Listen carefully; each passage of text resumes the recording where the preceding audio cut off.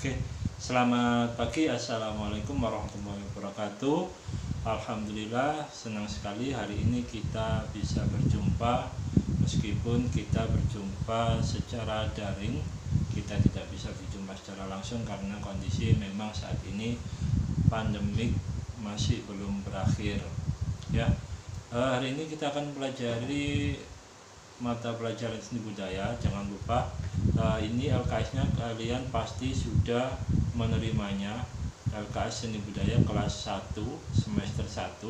Nah, dibuka bab 1, materinya seni rupa 2 dimensi dan 3 dimensi. Nah, setelah mempelajari seni rupa 2 dimensi dan 3 dimensi ini, Bapak berharap kalian bisa menguasai dan bisa menjelaskan apa itu seni rupa 2 dimensi dan 3 dimensi, bisa menyebutkan contoh-contohnya, bisa menyebutkan jenis-jenisnya, dan bisa menjelaskan teknik pembuatannya, sekaligus bisa praktek untuk membuat karya seni rupa 2 dimensi maupun 3 dimensi.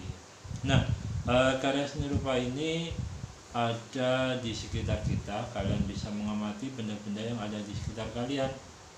Nah, apa sih seni rupa 2 dimensi dan 3 dimensi itu? Nah, kita akan menyaksikan slideshow yang akan saya tampilkan berikut ini. Ya, silakan diperhatikan baik-baik, silakan disimak. Terima kasih. Assalamualaikum warahmatullahi wabarakatuh. Karya seni rupa 2 dimensi dan 3 dimensi.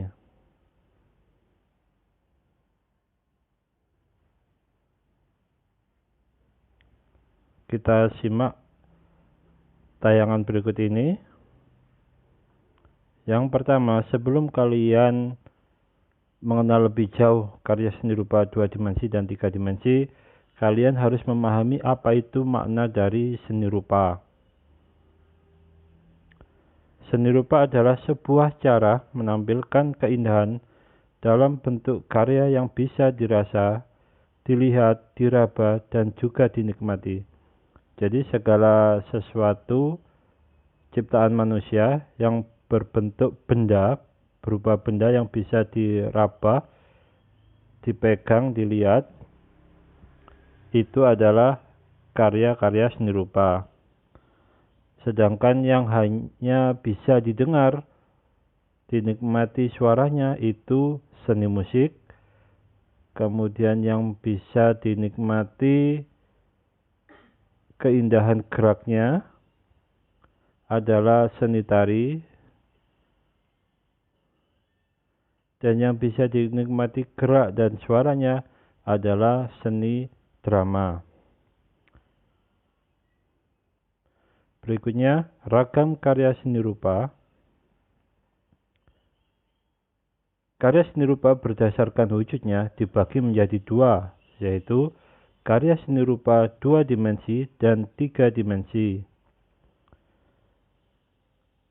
Karya seni rupa berdasarkan fungsinya juga dibagi dua, yaitu karya seni rupa murni dan seni rupa terapan. Kemudian berdasarkan masanya atau waktunya, karya seni bisa dibagi menjadi 3, yaitu karya seni rupa tradisional, seni rupa modern, dan seni rupa kontemporer. Fungsi karya seni rupa.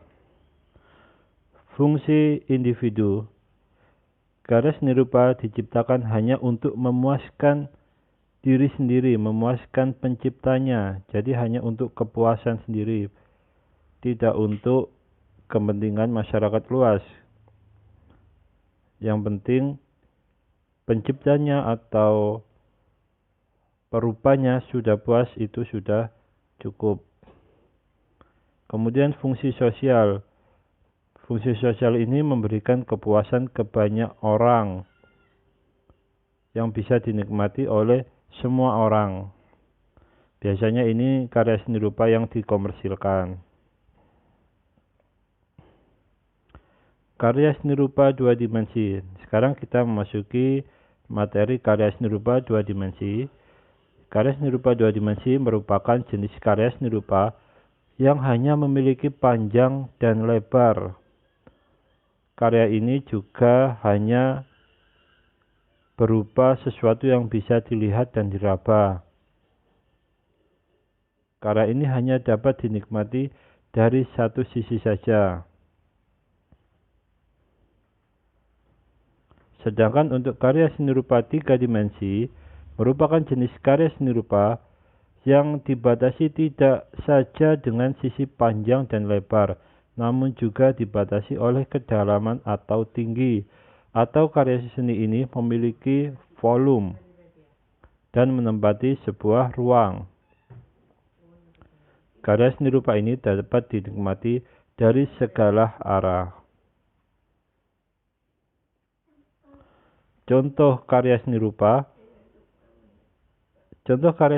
2 dimensi yaitu lukisan, seni grafis, kaligrafi, mozaik, foto, dan lain-lain. Sedangkan untuk karya seni rupa 3 dimensi yaitu patung, seni kriya, seni keramik, seni arsitektur, dan lain sebagainya. Unsur karya seni rupa 2 dimensi. Yang pertama, unsur-unsur yang dimiliki oleh karya seni rupa 2 dimensi adalah yang pertama, titik.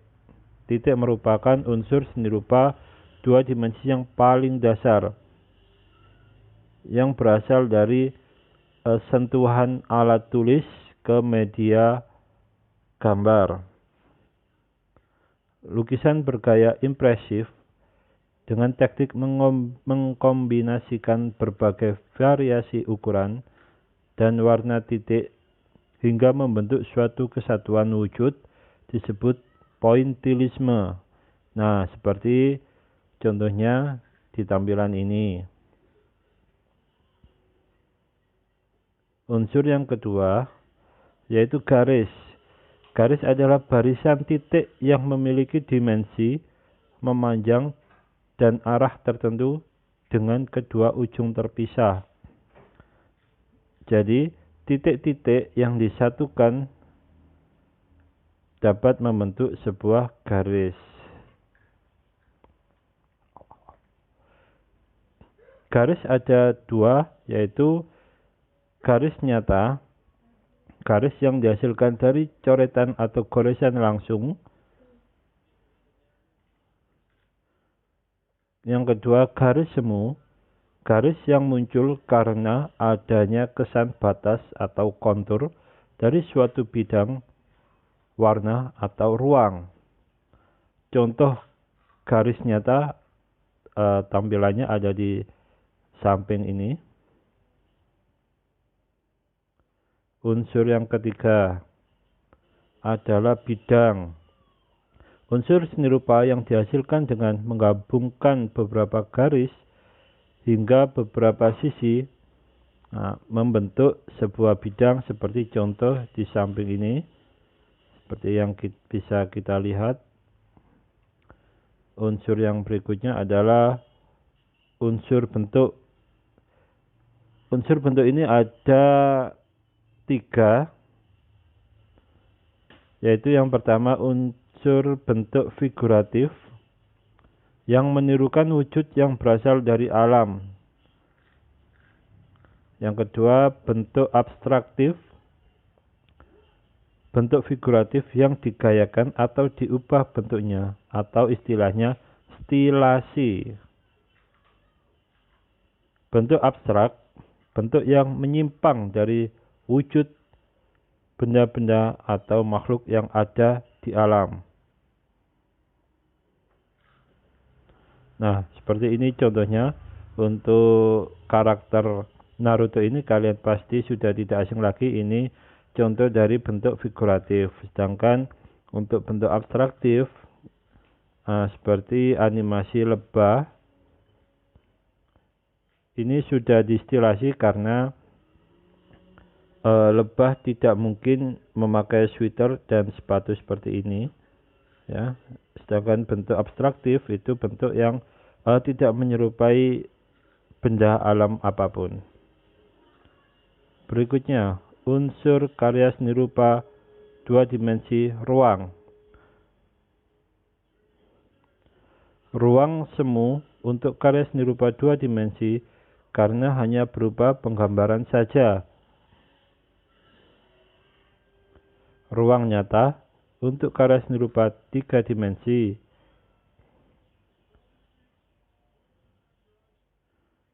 Sedangkan ruang positif, ruang yang diisi atau dinepati oleh wujud bentuk. Ruang negatif, ruang yang mengelilingi bentuk wujud. Ini contoh unsur ruang, yaitu ini ruang kamar.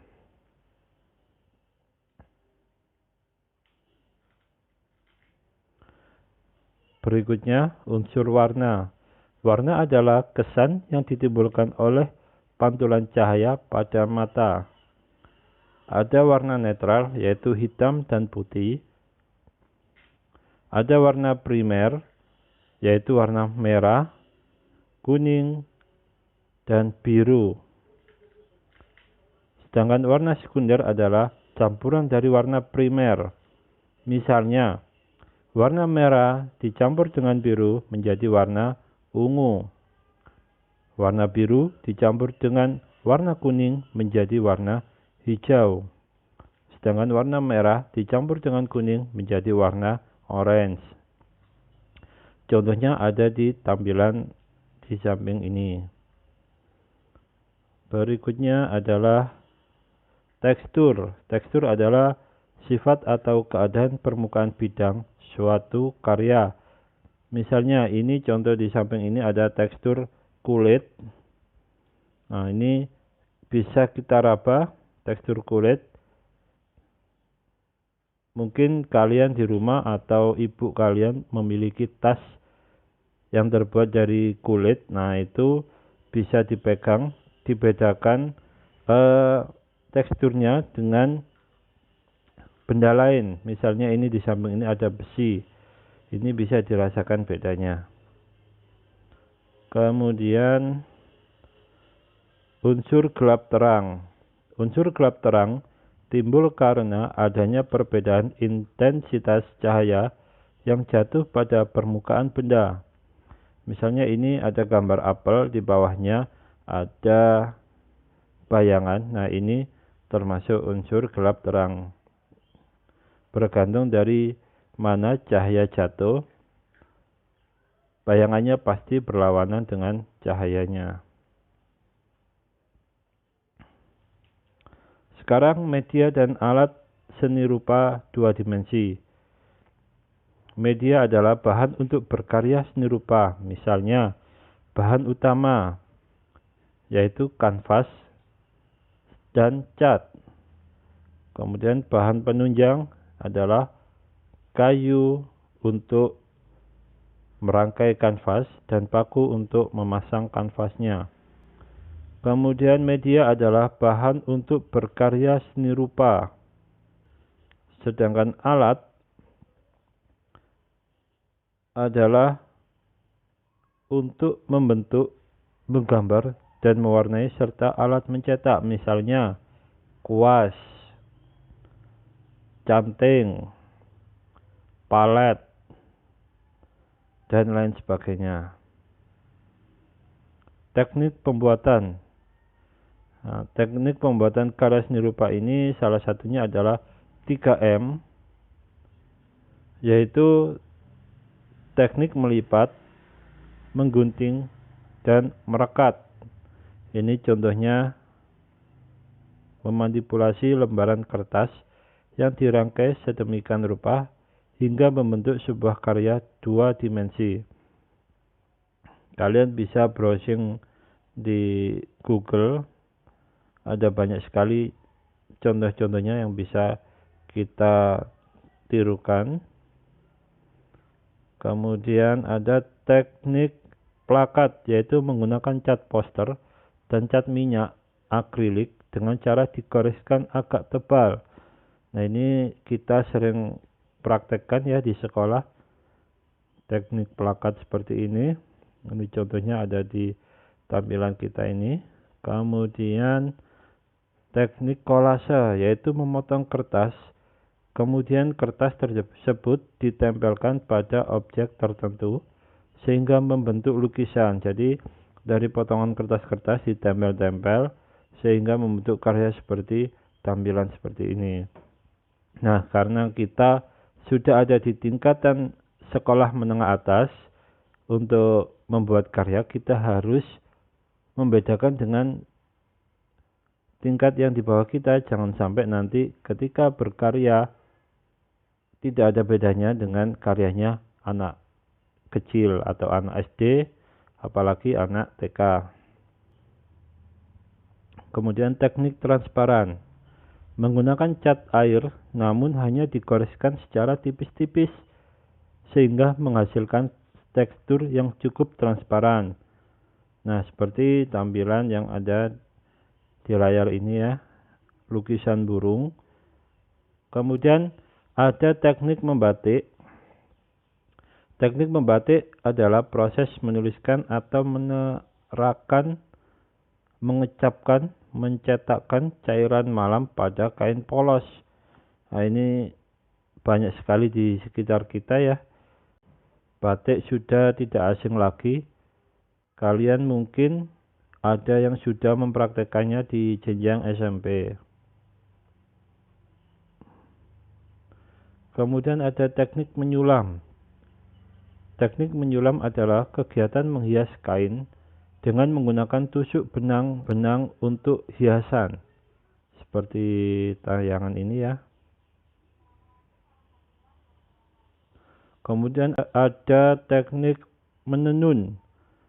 Menenun adalah proses membuat kain dengan menenun benang dengan cara masukkan pakan pada lungsin.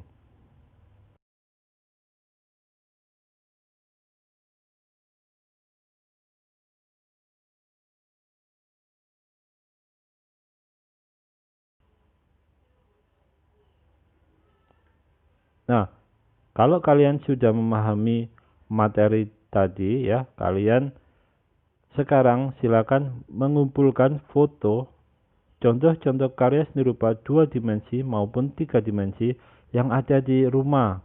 Misalnya lukisan, foto, poster,